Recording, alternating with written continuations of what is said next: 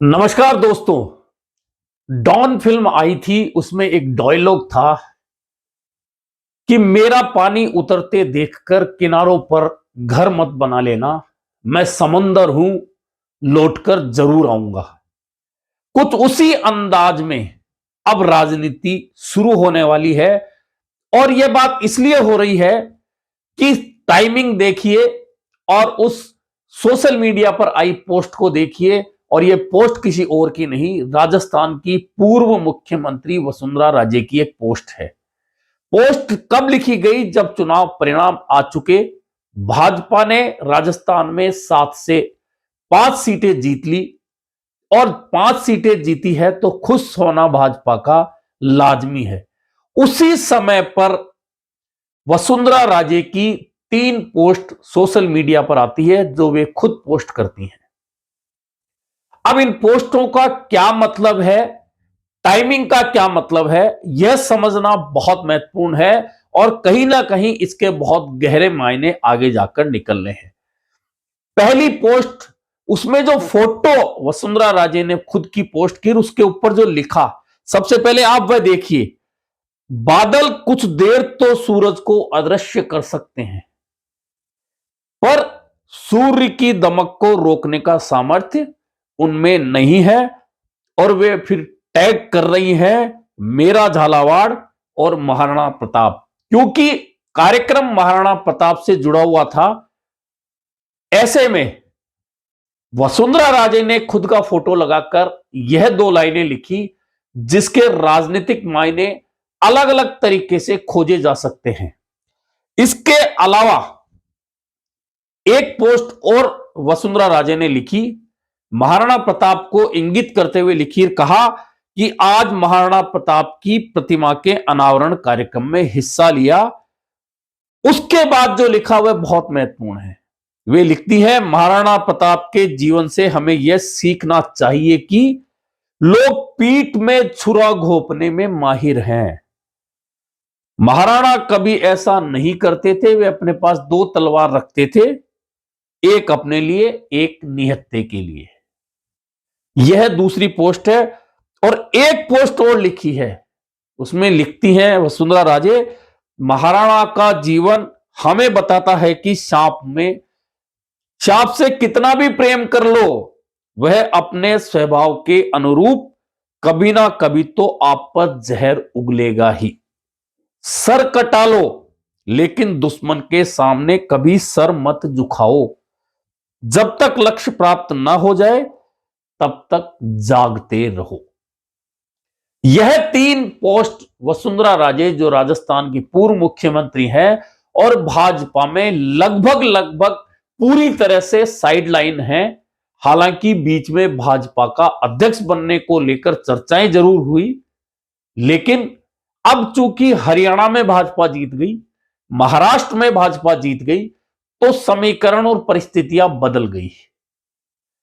और जब राजस्थान का चुनाव परिणाम आ चुका था और भाजपा जीत चुकी थी 5 सीटें 7 में से, उस समय ये 3 पोस्ट वसुंधरा राजे की आ रही है। अब राजनीतिक प्रेक्षक अपने अपने हिसाब से इनके मतलब लगा रहे हैं।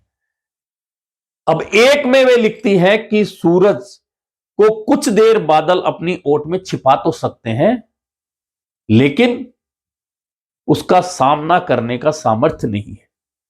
अब यहां सूरज कौन है, बादल कौन है, कौन की ओट में कौन आ रहा है, इसके भी बड़े गहरे मायने हैं। सांप से कितना भी प्रेम कर लो, लेकिन वह जहर उगलता ही है। अब यह सांप कौन है, किस पर जहर उगला है? सर कटा लो, लेकिन झुकाओ मत दुश्मन के सामने। अब यहां किसका सर कट रहा है, दुश्मन कौन है? क्योंकि राजनीति में कोई भी बात कही जाए, वसुंधरा राजे अगर ये बात कह रही हैं, तो कहीं ना कहीं इनके आने वाले दिनों में बहुत सारे मायने निकलने वाले हैं। और जैसा कि मैंने कहा कि मेरा पानी उतरते देखकर मेरे किनारे घर मत बना लेना, मैं समंदर हूं, एक दिन लौट कर आऊंगा। दरअसल राजस्थान की राजनीति में आज की तारीख में और इन उपचुनाव के परिणामों के बाद में 4 ऐसे नेता हैं जिन पर ये लाइनें फिट बैठ सकती हैं, जो ये प्रयास कर सकते हैं, जिनमें पहला नाम तो वसुंधरा राजे का है। चूंकि मुख्यमंत्री पद की वे दावेदार थी, लेकिन उन्हीं के हाथ से पर्ची निकालकर और भजनलाल शर्मा को राजस्थान का मुख्यमंत्री बना दिया गया और उस वक्त वे भौचक्की रह गई। हालांकि कुछ बोला नहीं, पार्टी लाइन में आज तक बनी हुई है, लेकिन क्या उनके मन में कोई टीस नहीं है? और क्या ये जो पंक्तियां निकल कर आई है, कहीं इसके पीछे बहुत सारे राजनीतिक कारण तो नहीं है? पिछले दिनों भी जब उदयपुर में कार्यक्रम थे तो उन्होंने जो बोला था, जो बयान दिए थे, आपने अच्छी तरह सुने होंगे कि जिनको हमने उंगली पकड़कर चलना सिखाया है, यह बात वसुंधरा राजे ने कही थी। तो सबसे पहले तो समुंदर की जैसे लौटकर आने का प्रयास वसुंधरा राजे करेंगी जरूर, यह तय मान के चलिए।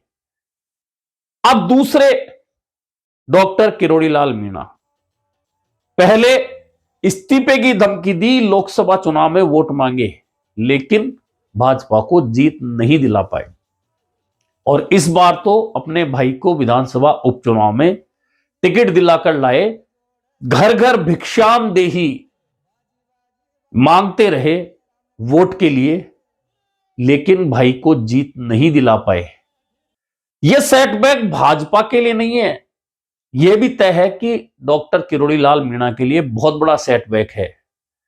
अब डॉक्टर किरोड़ीलाल मीणा चूंकि मंत्री पद से इस्तीफा दे चुके हैं, मंत्रिमंडल की बैठक में नहीं जाते, मंत्रालय नहीं जाते, मंत्री के तौर पर फाइलों पर साइन नहीं करते, ऐसे में क्या डॉक्टर किरोड़ीलाल मीणा अपनी हार, जिसमें भीतरघात हुआ है यह तय है, और जिस तरह के ऑडियो लगातार चुनावी हार के बाद सामने आए हैं, उससे यह बात बिल्कुल साबित हो चुकी है कि भाजपा के अंदर किरोड़ीलाल मीणा को हराने के लिए कुछ ताकतें सक्रिय थी। अब वे कौन सी हैं, इनकी पहचान तो डॉक्टर किरोड़ीलाल मीणा ही करेंगे।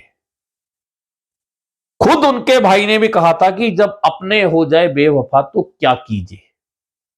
अब समुंदर की जैसे लौटने का प्रयास क्या डॉक्टर किरोड़ीलाल मीणा करेंगे और क्या उसमें उन्हें सफलता भी मिलेगी? तीसरे शख्स हैं हनुमान बेनीवाल, आरएलपी के सुप्रीमो। 2008 के बाद हनुमान बेनीवाल या उनके परिवार का कोई भी सदस्य खींवसर से जीतकर नहीं आया है। यह पहला चुनाव है जिसमें उनकी पत्नी उपचुनाव हार गई। खुद की खाली हुई सीट पर अपनी पत्नी को जीत नहीं दिला पाए हनुमान बेनीवाल। यह तो तय है कि अब संघर्ष उनका लंबा होने वाला है, क्योंकि आरएलपी की एक भी सीट विधानसभा में नहीं होने का मतलब हनुमान बेनीवाल के लिए गहरा धक्का है और उन्हें अब वापस से खड़ा होने के लिए बहुत कुछ करना पड़ेगा। और यह लाइन उनके लिए भी है कि समुंदर हूं लौट कर आऊंगा। अब उनकी वापसी कब होगी, कैसे होगी, यह बहुत महत्वपूर्ण बात है देखने की। कुल मिलाकर राजस्थान विधानसभा चुनाव 2023, लोकसभा चुनाव 2024 और अब उपचुनाव की 7 विधानसभा सीटों पर आए नतीजों ने बहुत कुछ बदलकर रख दिया है। इन सब बदलावों के बीच में एक चेहरा बार बार चर्चा में आएगा, जिसमें आज पूर्व मंत्री प्रताप सिंह खाचरियावास ने भी एक चर्चा की और चर्चा करते हुए कहा कि नरेश मीणा ने बहुत अच्छा चुनाव लड़ा और कहीं ना कहीं हमसे चूक हो गई। यानी कांग्रेस ने जो गलती की, भले ही कांग्रेस में अभी जो सर्वे सर्वा बैठे हैं वे उसे स्वीकार नहीं करें, लेकिन प्रताप सिंह खाचरियावास ने कह दिया कि नरेश मीणा को लेकर हमने बड़ी चूक कर दी, क्योंकि नरेश मीणा सिर्फ 15 दिन का चुनाव लड़कर 60,000 वोटों का फासला तय कर सकते हैं। तो टिकट मिलने पर क्या परिस्थिति होती देवली उनियारा में, यह बयान किया जाना जरूरी नहीं है, समझते सब है। कुल मिलाकर जो परिदृश्य बन रहा है उसमें निश्चित तौर पर भाजपा का जो स्थानीय नेतृत्व है, सरकार का, मुख्यमंत्री भजनलाल शर्मा निश्चित तौर पर 7 में से 5 सीटें जीतने पर मजबूत हुए हैं। हालांकि प्रदेशाध्यक्ष मदन राठौड़ की चर्चा भी होगी, लेकिन मुख्यमंत्री के रहते हुए मदन राठौड़ को वह श्रेय शायद बिल्कुल भी नहीं मिलेगा। अब इधर राधा मोहन दास प्रभारी है, उनका कोई योगदान नहीं है इस चुनाव में। चुनाव के बाद उनके डायलॉग और उनके बयान भाजपा के लिए संकट में डालने लायक जरूर हैं। लेकिन अब जो राजनीति शुरू होगी, भाजपा की जीत के साथ ही जो 3 पोस्ट महाराणा प्रताप की प्रतिमा के अनावरण के मौके पर वसुंधरा राजे ने की, अब उनके मायने खोजने बेहद जरूरी हैं। क्योंकि राजनीति में अगर 2 बार की पूर्व मुख्यमंत्री, पूर्व केंद्रीय मंत्री, भाजपा की राष्ट्रीय उपाध्यक्ष, भाजपा की राजस्थान की प्रदेश की पूर्व अध्यक्ष अगर कुछ लिख रही है और उस समय पर लिख रही है, क्योंकि टाइमिंग राजनीति में बहुत महत्वपूर्ण होता है, जबकि परिणाम आ चुके हैं 7 उपचुनाव के, महाराष्ट्र के, उनमें भाजपा जीत चुकी है, और उसके बाद अगर वसुंधरा राजे इस तरह की पोस्ट लिखती हैं तो निश्चित तौर पर आगे आने वाले दिनों में इनके मायने देखने को जरूर मिलेंगे। क्योंकि साइड लाइन रहकर कितने दिन वसुंधरा राजे राजनीति करेंगी। चुनाव हारने के बाद जब भीतरगात निकलकर सामने आ रही है, ऑडियो वीडियो सामने आ रहे हैं, तो डॉक्टर किरोड़ी लाल मीणा कितने दिन सहन कर पाएंगे। हनुमान बेनीवाल पत्नी की हार और खींवसर का किला ढहने को कितने दिन सहन कर पाएंगे, और नरेश मीणा कैसे वापसी करेंगे, किस रास्ते वापसी करेंगे, यह देखना बहुत महत्वपूर्ण होने वाला है राजस्थान की राजनीति में। इसलिए राजनीति में कुछ भी कहा जाता है, कुछ भी लिखा जाता है, वह बेमानी कभी नहीं होता। हर शब्द के, हर बयान के अपने मायने होते हैं। वह उस वक्त भले ही समझ ना आए, लेकिन आगे जाकर राजनीति में बहुत बड़ा बदलाव दिखाते हैं। अभी के लिए इतना ही, फिर मिलेंगे नए मुद्दे पर चर्चा के साथ।